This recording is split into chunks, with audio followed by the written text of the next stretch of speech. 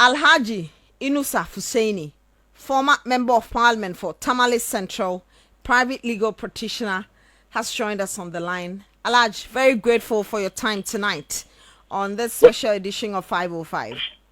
Yeah, Valentina, thank you for having me. 2 days ago, we were on this discussion, and Speaker has given his ruling based on the notice of poll, which is public document by the Electoral Commission. Indeed, these 4 members of parliament, or I should say former members of parliament, because their seats have been declared vacant. No more there, so automatically. But the majority leader disagrees with the speaker. Yeah. Did you see this coming? Well, I saw this coming because he had filed a process in court, and I saw it as a appropriate step to challenge the ruling of the speaker. In any case, it was a strategy to delay the speaker's ruling. But, you know, Parliament is a different institution, and the speaker cannot be restrained by a court process seeking to injunct him if he's performing duties officially assigned to him by the Constitution and the standing orders. Some are saying this was predictable. They knew where Speaker Bagman was going to go because of, one, the political party he represents, and the fact that he said, okay, give me some time. So if it was this easy, why did it take the Speaker 2 days to bring his ruling?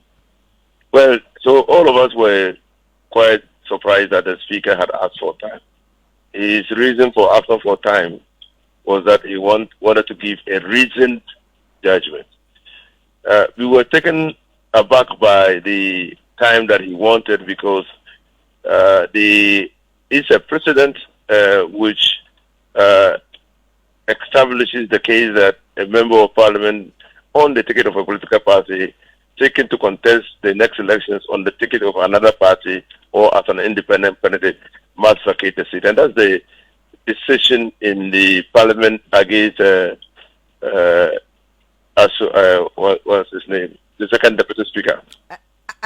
Amakwesiama. Andrew Amakwesiama. Yes. And so that decision is available, and that was the guide to the speaker. So we're all taken aback that they had asked for time. But we could sense that the speaker, in order to depart from the president of Michael Kwe, Professor Michael Kwe, then Speaker of the 7th Parliament, had to give distinguishing factors which will compel him to depart. Now, most watchers and most commentators I listened to could not find any distinguishing features which would make Speaker Bagman depart from the ruling of Michael Kwe. And so, to the extent that there were no distinguishing factors, most of us were of the view that the decision will come to what it has come to. But Michael Kwe himself said that the exigencies of this one is different from when he was speaker, because first of all, it had to take the party, the former member of parliament was on in parliament to write to him to declare that seat vacant. Aside from that, he had to write to the member of parliament because he had the right to be heard when those concerns were made or allegations were made. But that member of parliament chose not to respond, so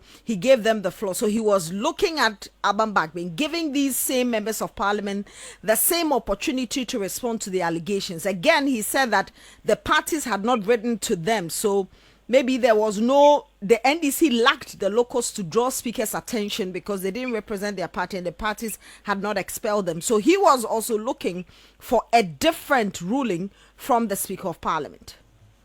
Well, to be honest with you, I was shocked when Professor Erom Mike Okwe decided to use local standing as justification for saying that the matter was not properly before Parliament or before the Speaker. Because in the enforcement of the constitutional provisions, 1992 constitutional provisions, one does not require to show interest or standing in the matter. we just need to show that the constitutional provision has been breached, because the fidelity of the Constitution requires that any person who alleges that there is an infringement of the Constitution come and petition the Speaker. So I was surprised that he was using local standing as justification for saying that the matter was not properly before the Speaker. And again, Alban Bagman said that Michael Kwesi's ruling is not binding on him, so he was going to give his ruling. Is it to say that maybe a future speaker can also depart from this precedent that has been set by Alban Bagman in case something like this happens? So all precedents are a guide.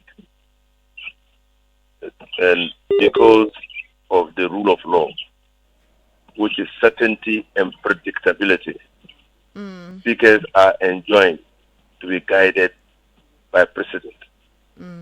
Because you don't want to create uncertainty in the application of the law.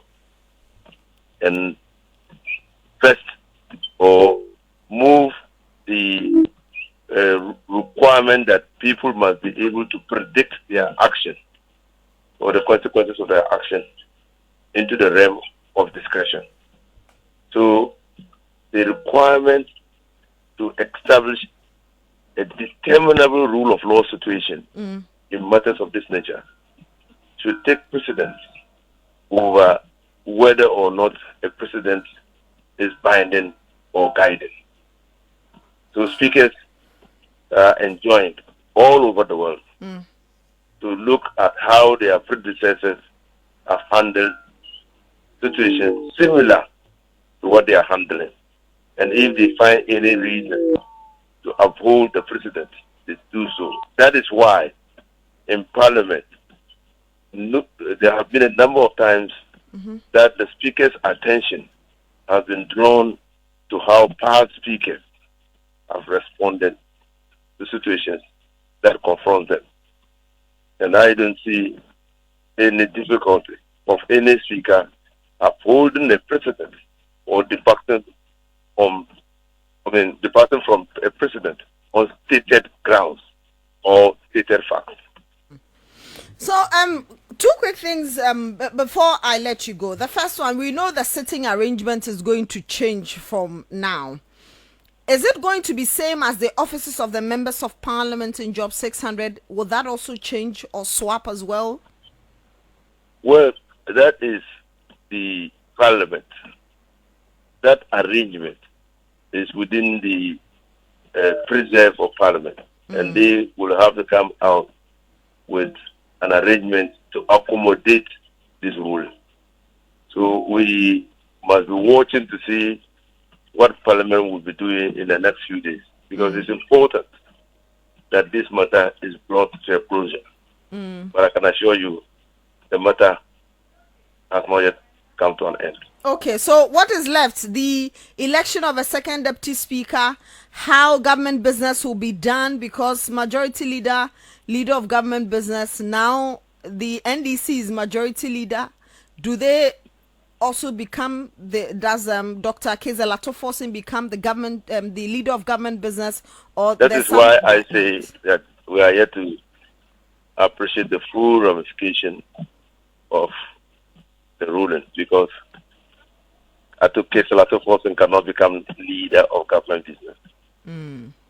Because the definition of majority in parliament is coupled with the requirement that the party must be the party that forms the government. So, and at the fourth, because the majority leader then becomes the leader of government business. An opposition member of parliament cannot become the leader of government business. Do you see the job of government or government machinery going to be affected by this ruling? Well, you don't need to look into the crystal ball, do you? Because you have a parliamentary configuration which now reflects the strength of the MPP and the strength of the NDC in parliament.